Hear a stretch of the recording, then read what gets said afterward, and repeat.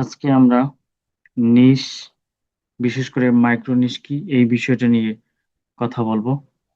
বিশেষ করে আমরা যখন লিঙ্কডইনে ক্লায়েন্ট সার্চ করি বা আমাদের লিঙ্কডইন প্রোফাইল গ্রো করার চেষ্টা করি, তখন আমাদের অবশ্যই এই মাইক্রো নিশ সম্পর্কে ধারণা থাকতে হয়। এর সুবিধা অসুবিধা দুটোই আছে। তো আজকে আমরা এই ভিডিওতে মাইক্রো নিশ কি এবং এটা নিয়ে আমরা কিভাবে কাজ করতে পারি এই বিষয়গুলো নিয়ে আলাপ করব।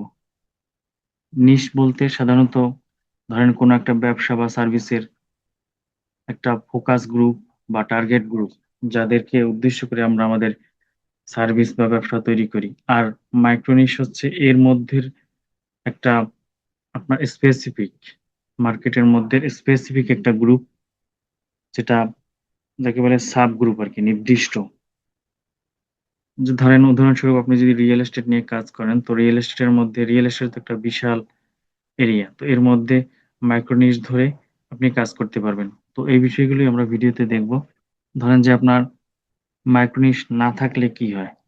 ধরেন আপনি যদি বলেন যে আমি রিয়েল এস্টেট নিয়ে কাজ করি, তো রিয়েল এস্টেটের মধ্যে তো অনেকগুলো নিশ আছে। যেমন এখানে এই যে রিয়েল এস্টেট, তারপরে মাইক্রো নিশ স্পেসিফিক, যেমন আপনার ফার্স্ট টাইম হোম বায়ার্স, তারপরে লাক্সারি প্রপার্টি ইনভেস্টর্স, এরকমের এগুলো হচ্ছে মাইক্রো নিশ।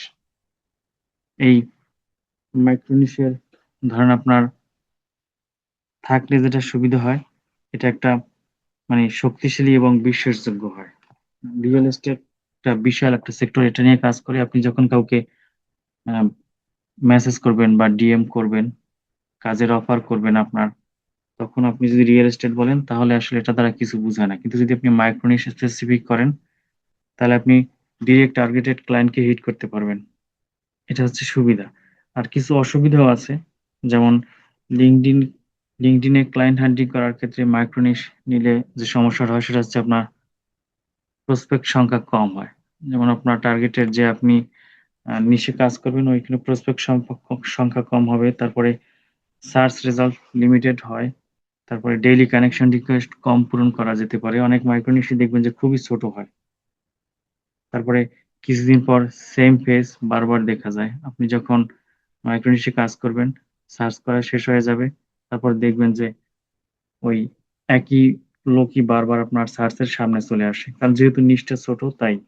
তারপরে আপনার ধরেন আউটরিচ আপনি করলেন ক্লায়েন্টকে, কিন্তু আপনার বিজনেসকে স্কেল করা বা বড় করাটা কঠিন হয়ে যায়।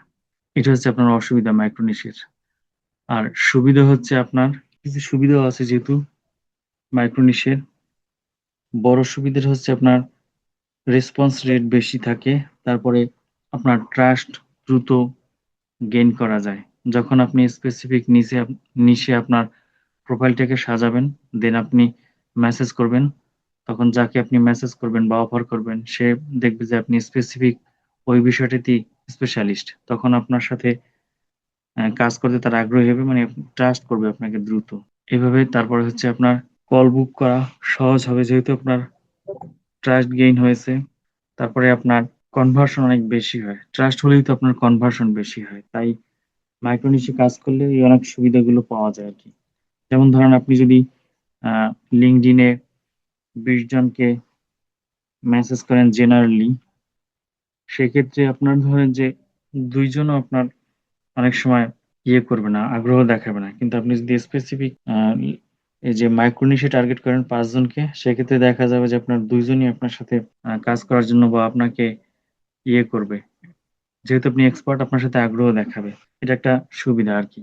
আর LinkedIn এ মাইক্রো নিশ না নিলে অনেক ঝামেলা হয়। ঝামেলা হয় বলতে LinkedIn অবশ্যই মাইক্রো নিশ নিয়েই কাজ করতে হয়। যেমন আমরা যদি মাইক্রো নিশে রিয়েল এস্টেট টার্গেট করি, এক্ষেত্রে আমরা ১ম এ এটা যেহেতু একটা বড় সেক্টর, আমি একটু আগে যেটা বললাম, আমাদেরকে মাইক্রো নিশ সিলেক্ট করতে হবে। স্পেসিফিক, তারপরে স্মল গ্রুপ, যাদের প্রবলেম আছে, রিয়েল এস্টেট ফোকাস, এইভাবে করে করতে হবে।